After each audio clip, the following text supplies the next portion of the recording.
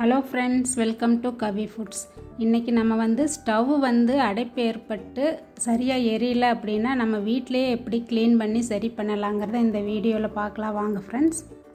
இப்போ பாருங்க இந்த ரைட் சைடு பர்னர் தான் எரியல, ரொம்ப லோவா எரியுது. நான் ஆன் பண்ணி வச்சிருக்கிற பாருங்க இந்த அளவு தான் எரியுது. இத நம்ம எப்படி சரி பண்ணலாம்னு பார்க்கலாம். ஃபர்ஸ்ட் நம்ம அதில் இருக்கிற பிளேட்டு அந்த பர்னர்லாம் கலட்டி வச்சிடலாம். கலட்டிட்டு இதை திருப்பி வச்சு அதை க்ளீன் பண்ணணும்.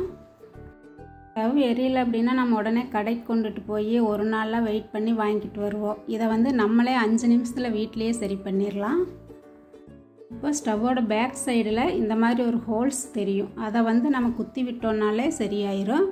இப்போ இந்த டியூப்பை நம்ம கலட்டணும். இதை ஸ்க்ரூ டிரைவ் வச்சு கலட்டிக்கலாம், இல்லை கையினாலேயே முடிஞ்சாலும் அதை திருவி கலட்டிக்கலாம். ஒவ்வொரு ஸ்டவ்வில் ஒவ்வொரு மாதிரி கொடுத்துருப்பாங்க. இந்த மாதிரி நம்ம எல்லாம் அந்த 3 ஸ்க்ரூ டிரைவ் வச்சு கலட்டி எடுத்துக்கலாம்.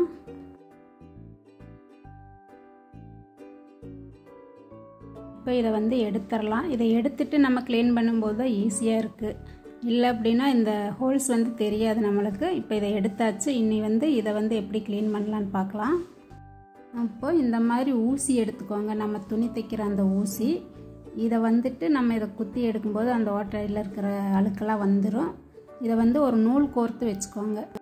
இதை நூல் கோர்த்து வச்சுக்கிட்டோன்னா நம்மளுக்கு அது உள்ளே ஊசி மாட்டினாலும் அதை ஈஸியாக எடுத்துடலாம். அதுக்காக நூல் கோர்த்துட்டு அந்த சின்ன ஹோல்ஸ் இருக்கும் பாருங்க, அதை நல்லா குத்தி விடுங்க. நல்லா எவ்வளோ தூரம் உள்ளே போகுதோ அந்த அளவுக்கு நல்லா குத்தி விட்டுருங்க.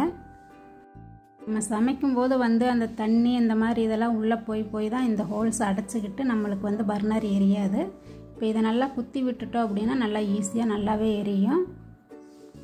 எவ்வளோ தூரம் ஊசி உள்ளே போகுதோ அந்த அளவுக்கு நல்லா குத்தி விட்டிங்கன்னா அதில் இருக்கிற டஸ்ட்டு வந்துடும்.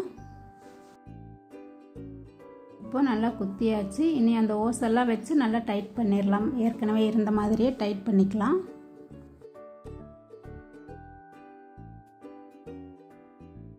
ஓஸை நல்லா டைட் பண்ணி விட்டுருங்க. இனி நம்ம ஸ்டவ் ஆன் பண்ணி பார்க்கலாம் எப்படி எரியுதுன்ட்டு. இப்போ மேல் பக்கமாக திருப்பிட்டு பர்னர்லாம் வச்சுட்டு ஆன் பண்ணி பார்க்கலாம். இப்போ பாருங்கள் ஃபஸ்ட்டு ரொம்ப லோவாக எரியும். இப்போ பாருங்கள் எவ்வளோ நல்லா எரியுதுன்ட்டு. இதை நம்ம அடிக்கடி க்ளீன் பண்ணி போடும்போது ஸ்டவ் ப்ராப்ளமே வராது. இந்த பர்னர் தான் எரியாமல் இருந்துச்சு. இப்போ பாருங்கள் நல்லா எரியுது. இனி 3ஐயும் ஆன் பண்ணி பார்க்கலாம். இப்போது 3 பர்னருமே நல்லா எரியுது. நம்ம அடிக்கடி இதை க்ளீன் பண்ணி எடுத்துட்டோம்னா நம்ம கடைக்கு கொண்டு போக வேண்டிய வேலையே இல்லை, வீட்லேயே சரி பண்ணிடலாம். இந்த மாதிரி ப்ராப்ளம் இருந்தால் வீட்லேயே சரி பண்ணி பாருங்கள். இந்த வீடியோ உங்களுக்கு பிடிச்சிருந்தா லைக் பண்ணுங்கள், ஷேர் பண்ணுங்கள், கமெண்ட் பண்ணுங்கள்.